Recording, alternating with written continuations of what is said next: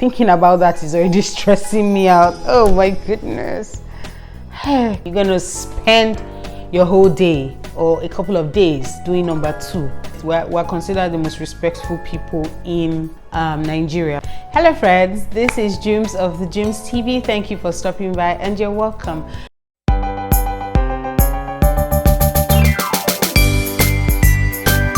Thank you all for stopping by. Please, before we go into today's video, kindly subscribe if you haven't.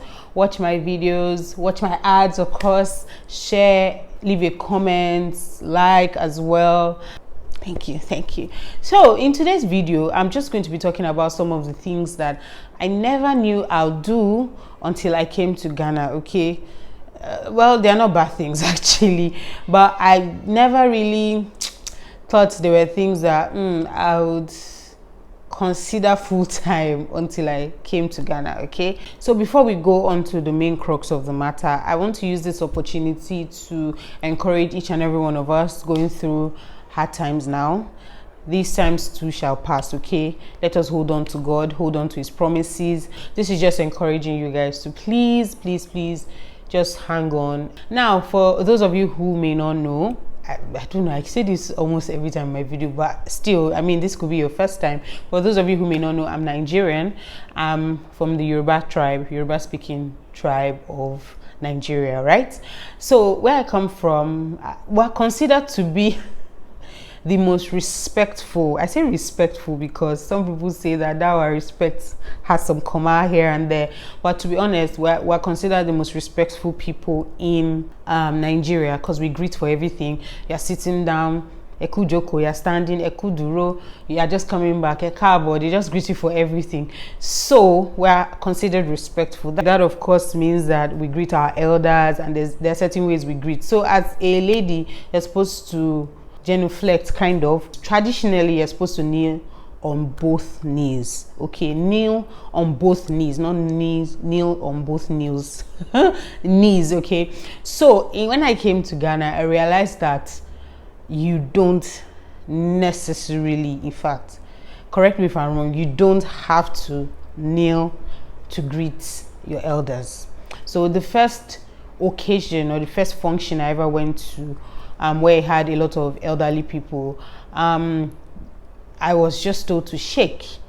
You know, I wanted to start genuflecting, trying to bend halfway, even though not kneeling on both knees, completely, bending halfway and saying good afternoon. And I was told that that's unnecessary, okay? Just stretch your hands and shake. And I'm like, okay.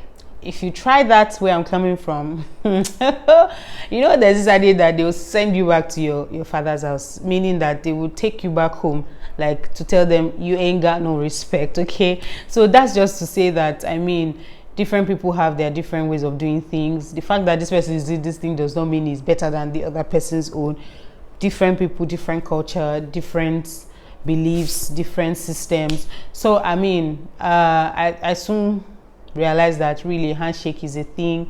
No need to be prostrating and all of that. I feel some people do it, but for the people I've interacted with, you shake. Okay, let me know how you greet your elders in the comment section. Okay, so that's one of the things that I actually never thought I would ever do, be shaking my elder. If you try it where I'm coming from, you will know. But yeah, when I'm there in Nigeria, I behave like a Nigerian. When I'm here, I behave like Ghanaians will behave. You get it, okay? The second one is eating swallow outside. So some people ask what is swallow and all of that. In Nigeria, we have different kinds of swallows. Swallows are like, is it molds, or is it yeah, we can say like some molds that you mold into a certain consistency and you eat it with soups or stews, right? Some of which are semo, we have amala, we have eba, we have fufu and all of that. Now, whilst growing up in Nigeria, I was never really a fan of swallow, right? Not that I will not eat, I will eat definitely. But the issue was that I didn't really like eating swallow outside. For some weird reason, I just didn't like it. In fact, when I go to parties, it's always rice. I didn't, or maybe any other thing aside swallow. So there was a time I usually suffered, would you call it food poisoning, or I had diarrhea and vomiting from eating swallow outside. So I think that thing just mad me more or less, and I stopped eating swallow altogether. I said I'm not even going to experiment again. So after some time I started eating amala again, just amala, nothing else, just amala outside. When I mean outside, I mean cafeterias outside of my house or outside of my comfort zone, maybe an auntie's house or my own house, but anywhere outside, like I'm have to buy it, I will not eat, or at a party I'm not likely to eat. So when I came to Ghana, I realized that I don't even know why I started eating swallow outside. I have no idea. Maybe it was YouTube. I think it's YouTube. Yes, YouTube. I started eating banku outside, kinke outside. Kinke is not, would you call kinke swallow? I don't know. Let me know in the comment section if you'd call kinke swallow, but well, it's still a swallow, you know, it depends. It's still a swallow. So I started eating banku and tilapia. I have some videos where I have eaten banku once or twice. Kinke, I started eating kinke outside, not just for video purposes. Sometimes I would go out, eat it, I won't film it because I mean, it's not every time we film. So I started eating fufu outside as well, and I'm just like, you know what, yes, being around, being in Ghana sometimes makes you, you know, see things, or being outside of your comfort zone, let's put it that way, makes you, oh no, you know, see things in different perspectives. So I don't know, for some reason I just started eating swallow. I didn't even think about my past experiences. I just said, you know what, I mean, well, what's going to happen, you know? And I started eating it. I think being here has further opened my mind to, you know, try and adjust. Even though I've had a bad experience with swallow outside, just adjust a bit, nothing's going to happen to you. And yeah, still on the food issue, another food that I didn't used to eat outside before I came to Ghana is salad. Now, because salad is a very, very delicate, is it food that I call it, or delicate meal, if you miss it you're gonna spend your whole day or a couple of days doing number two, okay? And ain't nobody got time for that, okay? To sit down for days just because somebody didn't make it right, or somebody put something that they were not supposed to put, or the hygiene behind it, okay? So even, you know, in Nigeria now, Lagos especially, we go for a lot of parties, we go for a lot of events and all of that. And when I go to parties, I probably just eat the rice. I try not to eat salad, to be quite honest. I try not to. But coming here, I've caught myself several times.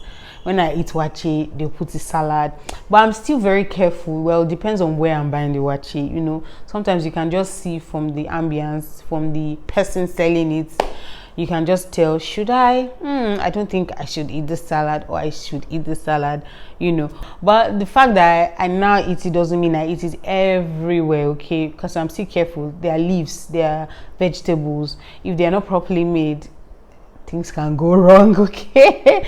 Things can go wrong. So I said that to say that at least since I've come to Ghana, I've been a bit more open. I eat it once in a while, but it's not something that I will sit down and order and tell them to put it, you know. It depends on the packaging, like I said. So yeah, that's another thing that I think I'm now open to trying. I never thought I would be someone to be trying salad, to be eating salad, and sometimes even filming it. I never thought so, okay? So yeah, being in Ghana has sort of opened my mind, because I think Ghanaians like salad. Is it just me? Let me know in the comment section, because people eat a lot of, well, will I call it salad, but leaves, vegetables, you know, your cucumber, your lettuce, your tomatoes, your onions, and all of that. You people like putting it in your food a lot, and yeah, it's something that is good, it's healthy, so I don't think there's anything wrong with it. I never thought that I would be one to be eating foods from rubber, what we call rubber here in Ghana, what we call olonka, what we call nylon in Nigeria, what we call waterproof. I think some people call it waterproof, yes. So I never thought I'd be one to be eating foods from nylon. Now, this doesn't mean that I'm bougie or anything like that. Well, maybe I'm bougie, I don't know. That's not the point. I'm just kidding. But I never really saw myself doing that. Okay, there are some foods back in Nigeria that I used to buy in nylon, like groundnuts. I mean, boiled groundnuts. You just, take it from the rubber, maybe puff puff. That's something like tugbe here. Then, maybe akara. But some of those puff puff and akara self is inside newspaper. They put it. Even though I'm even told newspaper too is not good, because I'm told that it takes a long time for the prints to dry, right? So even if you are putting hot things in newspaper, the prints of the newspaper can still get attached to the food you are buying or you are eating because of the oil and all from the food. And then you see it's chemical. Oh God, I'm already stressed. Thinking about that is already stressing me out. Oh my goodness. Hey, God have mercy upon us. Have mercy upon us. Okay, can we move on? So back in Nigeria, we'll put it in newspaper, then they'll put it in olonka or the black rubber, black nylon. You get it. Some people also buy food in nylons, but I've never really tried it. I never really tried buying actual food in nylon bag back in Nigeria. It's just maybe snacks, things to nibble on that we buy in nylon, right? When I got here, I realized that it's actually adventurous, to be honest, because you just sell your cocoa in rubber. They'll sell wache. Some places you go, they don't have leaves, and then they'll sell it in rubber for you. Some people sell Burkina in rubber as well, but I think they've started upping their game now. They're now selling bottles, and I see myself buying them and eating them and probably enjoying them. Not probably, actually enjoying them. In fact, when I was in the north, right, I remember they sold food.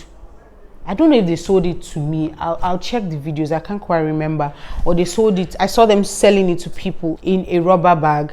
Then they will now put it in a styrofoam pack. And I told them I didn't want it. Just put it directly in the styrofoam pack. Even though I'm told that styrofoam packs too are not that healthy with hot food. They don't go well with hot food. Hey God. If you think about all these things, oh my, you won't eat outside though. I'm not even joking. But yeah, we're eating outside. God is helping us, but that doesn't mean you should take things for granted. But I'm told that, in fact, not just I'm told, I also know that, and people say that the best way to serve food is in leaves. You know that those leaves we use to wrap moi moi for my Nigerian people, they also use it to wrap wache here. Very good. So if you are going to buy food and you have the option of buying in leaves, please, by all means, buy it in leaves. I think it costs nothing. I don't think you pay for it. The styrofoam pack, you're likely to pay maybe some 1 CDB or some 50 pesos, I don't know. But avoiding nylon and all of that is better. I was even told just before I made this video that they're trying to scrap buying food in nylon here in Ghana. I don't know how true it is. Let me know in the comment section. But these are things that I didn't know I was going to ever do. But when I got here, I realized that everybody is doing it. It's convenient. It's cheaper. Yes It's cheaper, and then I mean the food is still nice. Okay, when you buy your hot cocoa in the rubber, and then the bowl fruit and all of that, it's usually very nice. But I said some of these things to just say at the end of the day you should just be careful what you eat. But to be honest, these things I have tried. And like I said, this video is about me trying things I thought I would never try, or doing things that I thought I'll never do until I came to Ghana, okay? Another one is having an accent, okay? So I was born and raised in Nigeria all my life. I never lived outside of Nigeria. So this is my first time of actually living outside of Nigeria, okay? For such a long period of time. In fact, relocating out of Nigeria, okay, it's my first time. So I never really thought that I would find myself speaking some other way other than the way we speak in Nigeria. That's not to say I don't speak good English. I don't speak well. I don't pronounce my words well. Yeah, that's not to say, I mean, diction and pronunciation are different from having an accent, okay? But when I got here, hey God, hey, it's not even just the accent. I mean, I feel like it's because you have, you know, when you relate to people for a period of time, there's a likelihood that you start to pick up one or two jargons, like I said in my previous one or two jargons, one or two ways they talk, one or two mannerisms, okay? One of which is, recently I've been hearing myself saying share. I have no idea what it means, but I just feel like maybe you can use share when maybe, oh, someone can say, oh, today dear, I bought this okay, I bought this wristwatch for 50 cedis, and your friend can be like, share something that I bought for 30 cedis at so and so place, why didn't you tell me, you know, something like that. So I've seen myself starting to say share. You see this thing called language, you see this thing called influence. I don't even know if it's a good thing.